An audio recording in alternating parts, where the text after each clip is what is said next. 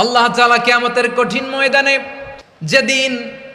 স্বামী স্ত্রীকে চিনবে না, স্ত্রী স্বামীকে দেখে পালিয়ে যাবে, বন্ধু বন্ধুরে চিনবে না, পীর সাহেব মুরিদরে চিনবে না, মুরিদ পীর সাহেবরে চিনবে না,